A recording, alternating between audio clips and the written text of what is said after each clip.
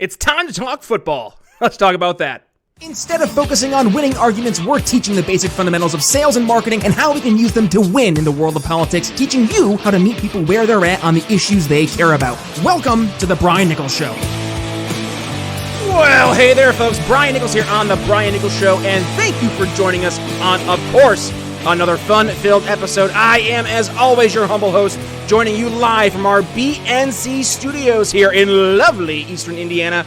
Don't let outdated prospecting methods put your company at risk. Guys, we are heading to a recession, so learn effective messaging and sales skills today from BrianNicholsConsulting.com. Let's talk football. Yes, joining us on the show once again, the one and only John Ziegler. Welcome back to the Brian Nichols Show. Thanks for having me, Brian. You got it, John. How you doing, man? Good to have you back. I'm always good to talk to you. Good to have you on, and let's talk football. But first, John, do us a favor. Reintroduce yourself here to the Brian Nichols Show audience. Who are you, and what the heck has you so focused on, I guess, the world of football? Specifically, we're going to talk about Jerry Sandusky and Franco Harris today. Well, that's a long answer, but the short answer is that I currently host a podcast called The Death of Journalism. I previously did a podcast called With the Benefit of Hindsight, which deals with the entire Penn State Joe Paterno, Jerry Sandusky scandal with a co-host by the name of Liz Habib, who was a sportscaster at the Fox affiliate here in Los Angeles, and that's where I got to know Franco Harris. As far as specifically with regard to football, I never played football in my life, but I did coach high school football in two different states at very different time periods, and I've covered college and high school and pro football for television back in my original career, which was as a television sportscaster. And so I've always been very interested in football, and I think football is at a crossroads. In fact, I wrote a book about a high school football team in Ohio called Dynasty at the Crossroads back in the mid-1990s, and I think it was a little bit before its time because I believe that football as we know it is in great peril. And I think that the Sandusky story, while it doesn't directly deal with football being in peril, I think is somewhat related to that because I believe that entire fiasco, which people, 99% of the population, has a completely grotesque misunderstanding of what really did not happen there, is, in my view, a classic example of where football was targeted for destruction, even though football did absolutely nothing wrong, and that one of the greatest, if not the absolute greatest, college football coach in history, Joe Paterno, was destroyed over something that did not happen for reasons that had absolutely nothing to do with child sex abuse, which is the perception of what occurred in that story. And we go into it in epic, great detail in our podcast With the Benefit of Hindsight, which everybody who cares about the truth and loves an amazing true crime story really ought to check out. But be prepared. Once you get involved in it, it's a big commitment because it is absolutely epic in every possible way. And once you start, it's going to be very difficult, if not impossible, to stop. Yeah, I've heard you dissect this story quite a bit. And there are so many layers to this proverbial onion. So just do us a favor, John. I mean, I know there's a lot to dig through, but give us the spark notes, right? I mean, you mentioned it. Everybody has a preconceived notion. They hear Jerry Sandusky, they instantly think he's doing dirty things to young boys in the locker room. Paterno, he's covering it all up. And that's what everybody was told, right? And that was the narrative. And we know narrative becomes reality. So talk to us about what is the truth behind the falsehoods, and then also, I mean, really help us understand how we got to where we are today with all this.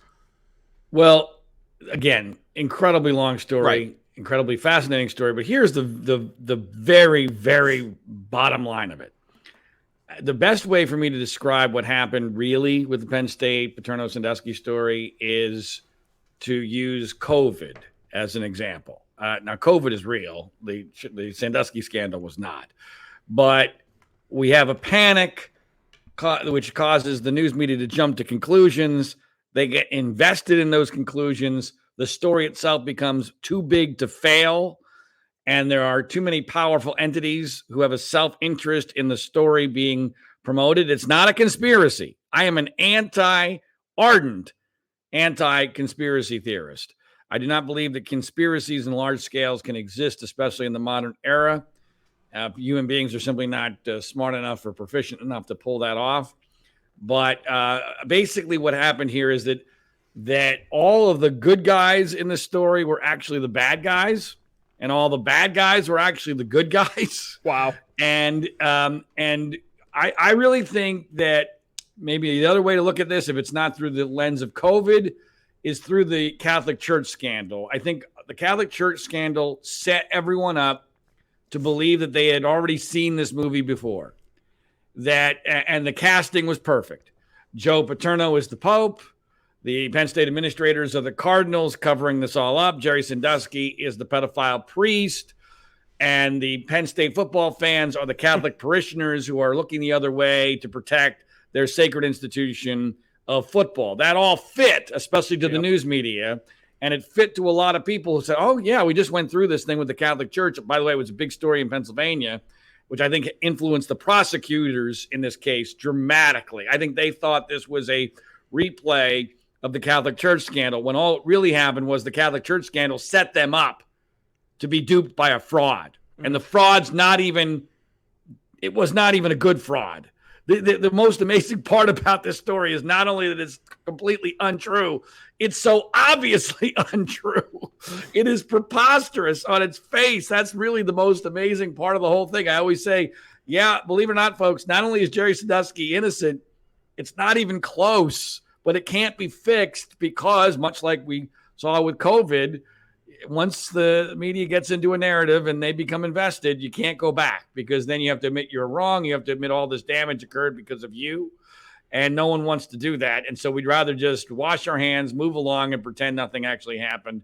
And that's what happened with the Sandusky and Penn State story. Man, that feels like it hits home so much after COVID. I'm glad you made that comparison, John, because we just talked about this recently here. Actually, I was over on our good buddy Dan Smott's System is Down podcast, and you see the sunk cost fallacy. There we go. The sunk cost fallacy is the thing I was trying to say there. The sunk cost fallacy, where people have gone down so far this rabbit hole because they can't get themselves out. If they acknowledge that they're wrong now, that means they have to acknowledge all the negative, just disastrous things that they have done over the past now 3 years, which is hard to imagine. Let me add something to that. Yeah, please. I think we'll put a good context to this. You know, when I tell this story, everyone wrongly thinks that my target audience are people who went to Penn State or associated with Penn State. And I have to tell people, no. Penn Staters are actually the worst audience for what I'm telling them, in large part, not in totality, but I would say about 85% of Penn Staters are the worst possible audience. Why?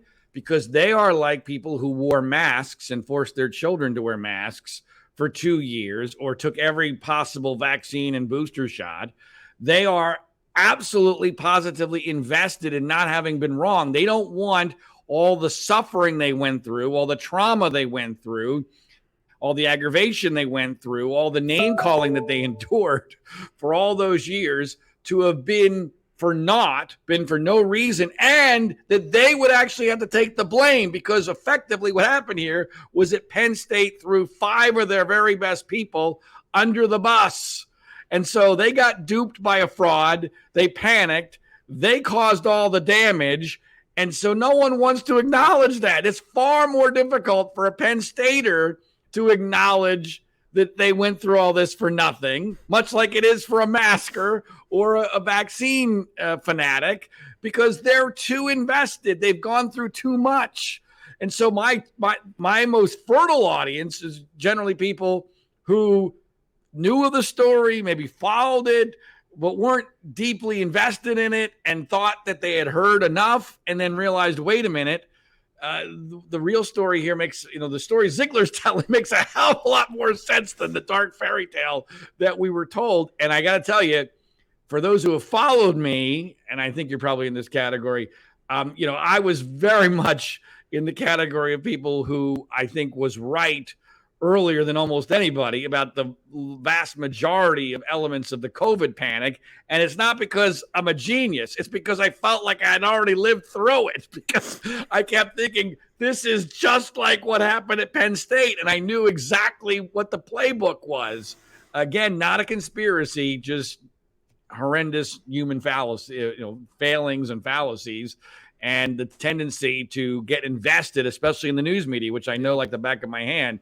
Once they get invested in a narrative that fits their agenda, look out. There's going back. That right there, it's the death of journalism, right? I mean, I know that's the name of your show, but like we have to talk about this. You've been in the world of journalism for a while. You've seen how to actually do journalism. Like, you do journalism. I remember listening to, I think you were over on, it was Brian McWilliams. No, it was John Odermatt's Felony Friday podcast. That's what it was. Mm-hmm. And you were talking about the case in detail. And I think you were talking about, you were sitting at the hotel outside the Philadelphia airport. I remember this in particular, where you were going through the papers, right? And you were digging through everything. I just remember hearing everything that you never would have heard behind the scenes, right? So you're doing the actual work. And you see, yet there are people who they do nothing, and yet they're the ones who get promoted by the three-letter corporate media entities that are out there. So I guess, what can we do, John, to help salvage some type of journalistic ethics back into our society? Because it's so necessary right now when it's obvious that there's corruption running rampant. I mean, every commercial was brought to you by Pfizer, and I wonder why they're not investigating anything on these corporate news entities in terms of what's happening with the jab and the negative consequences. I don't know why. Brought to you by Pfizer. John. Boy, I wish I had a simple answer or solution to this. I always try to come up with solutions, but this one is very difficult because I am exceedingly pessimistic. I actually think that it's going to get worse, believe it or not. As bad as journalism is today, and it has gotten to a point that I never imagined was possible for a variety of reasons. I mean, I think COVID exacerbated it. As an anti-Trump conservative, I think Donald Trump destroyed conservative journalism and the credibility of conservative journalism. By the way, this might piss off some of your audience, but I believe he discredited conservatives on COVID because everyone was perceiving the conservatives and MAGA. We're all Trump fans, and Trump's a conspiracy theorist. And so therefore, if Trump says that the lab leak theory has credibility, then they're automatically not to be believed. Well, guess what? It turned out the lab leak theory was very legitimate. And that's just one of many, many examples. But the larger point here is that I actually think that we have some people my age and older who are still in the business to some degree, and those people are going to be retiring and dying, and what's left of institutional memory of the way things are supposed to be is going to be gone. Yep. And we're going to see what's left of journalism be taken over by the 20 and 30 somethings who have absolutely no clue whatsoever about anything. They don't understand life. They don't understand journalistic ethics. They don't understand the way things used to be or were supposed to be. And by the way, I'm not looking at the past with rose-colored glasses. There was never a 100% golden age of journalism, but there were eras that were a hell of a lot better than we have today. And I just think it's going to get worse. And so I don't have an easy answer to how you fix this. Because I don't think there is one. Oh, John, I was hoping for a magic pill. I always hear the commercials. They always have a magic pill for something, so I thought you'd have one for journalism. Oh, well. Well, here, do us a favor. As we're going towards the second half of the episode here, I want to talk about one of your good friends, and actually I know some members of my audience in particular who are diehard Steelers fan, looking at you, Uncle Larry, are going to really appreciate this story. You were good friends with Franco Harris, the late great running back for the Pittsburgh Steelers, who recently passed away, sadly, days before his Hall of Fame induction. Just do us a favor. We're doing this more on the Brian Nichols Show. We're trying to talk more culture, right? Like, just talking about building relationships with people overtly outside of the world of politics. Talk to us about Franco Harris, not just the football player, but the friend. Well, I've had some interesting relationships in my life. I've lived a bizarre life. I've been involved in a lot of big stories. I know a lot of, I guess you would call them famous people. But I probably cherished my relationship with Franco Harris more than any of them. I don't want to overstate it. I mean, I only knew him for the last 10 or 11 years of his life because of the Sandusky Paterno Penn State story. And he went to Penn State. He was a big Joe Paterno supporter. And the most fascinating part about my relationship with Franco was that I grew up as a Philadelphia Eagles fan, out in the suburbs of Philadelphia, and I hated the Steelers in the 70s. And I particularly had disdain for Franco Harris because he was known for running out of bounds, something I would chide him about all the time. And he actually has a very, very good explanation for, which I found fascinating. And you could never get a good hit on him. And I just didn't like the guy at all. And then the Paterno story hits, and he's the only one standing up for Joe Paterno with anything to lose. And I thought, wow, I got to get in touch with this guy. And so I spoke with his wife and then him, and then we met, and we spent a lot of time in foxholes together. You find out a lot about somebody in a foxhole.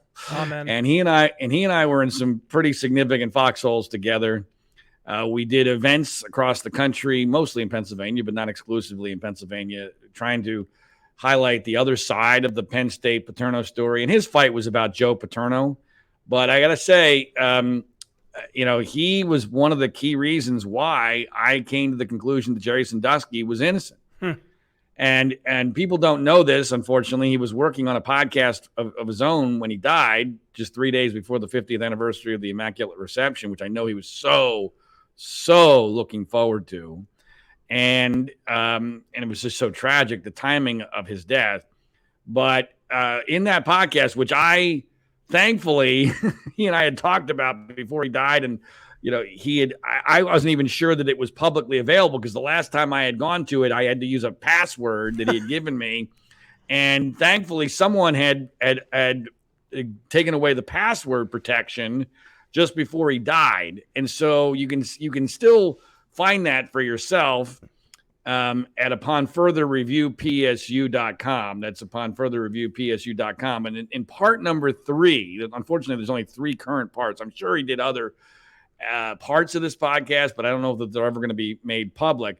But the most remarkable part is in part 3, where he discusses what, to me, if there's ever a movie about what really happened here, is going to be the key scene. And for me, this was the key scene in leading me down a completely different path, because Franco told me this story that he had never told publicly. And I put it in my first documentary film, The Framing of Joe Paterno, which is that, so Paterno gets fired and then he dies 2 months later, and they have his funeral. And at his funeral, Franco Harris approaches man to man, mano a mano, Mike McQueary, the only witness in the case. Mike McQueary was the one who supposedly saw Jerry Sandusky assaulting a young boy in a shower and then told Joe Paterno about it. And that was the key in the media's mind to the whole thing, and proof that Joe Paterno had covered this up and that Sandusky was guilty and that Penn State should be destroyed over the whole thing. And so Franco Harris goes up to Mike McQueary at Joe Paterno's funeral and basically says, "Hey, Mike, what happened? What did you see?"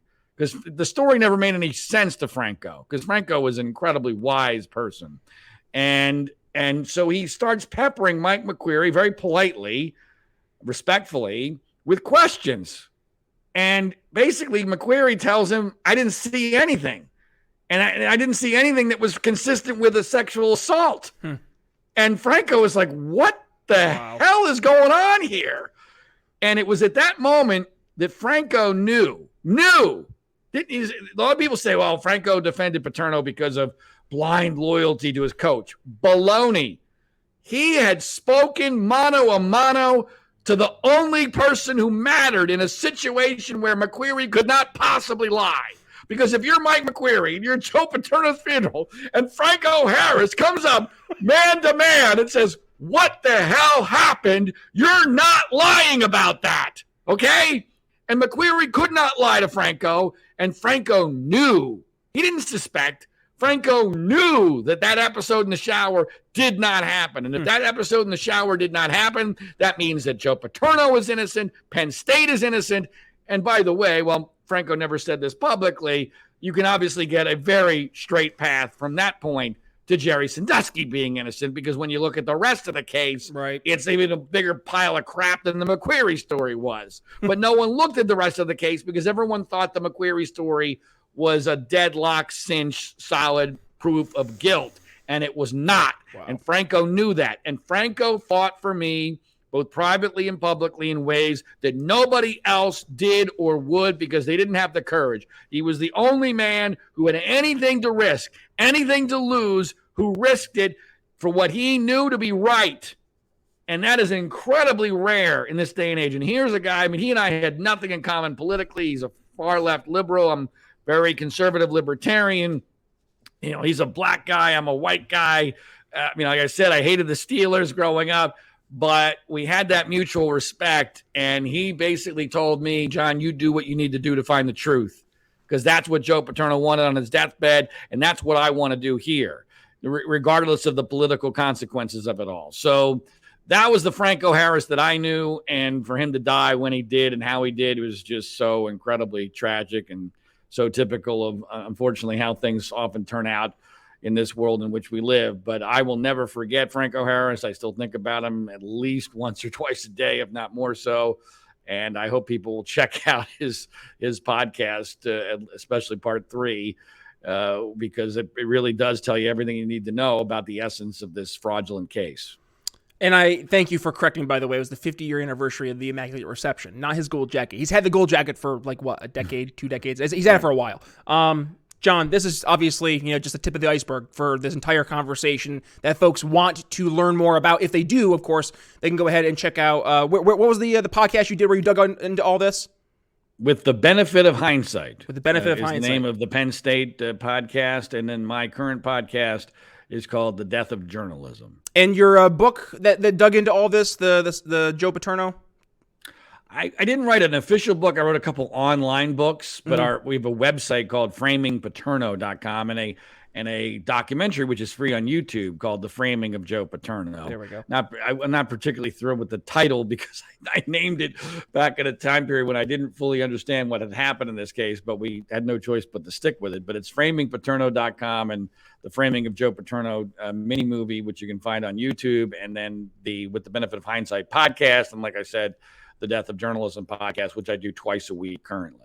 Cool. We'll make sure we include all those in the show notes, folks. So if you're joining us here in the podcast version of the show, do me a favor. Click the artwork in your podcast catcher. It'll bring you over to today's episode where you can find the entire transcript from today's episode, all the aforementioned links. Plus, if you want to go ahead and continue the conversation with John, we'll have his social media links there. But just in case, John, where can folks go ahead and reach out to you should they so choose?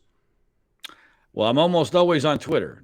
So you can find me on Twitter at Zigmanfreud, Zigman Freud, which is a terrible Twitter handle, but it's an old college golf team nickname. And I didn't think when I created my Twitter handle back in 2011 that I'd be spending so much of my time on Twitter in 2023. But Zigman Freud is where you can follow me and communicate with me pretty easily. Perfect. Well, folks, thank you for joining us. If you got some value from today's episode, well, do me a favor.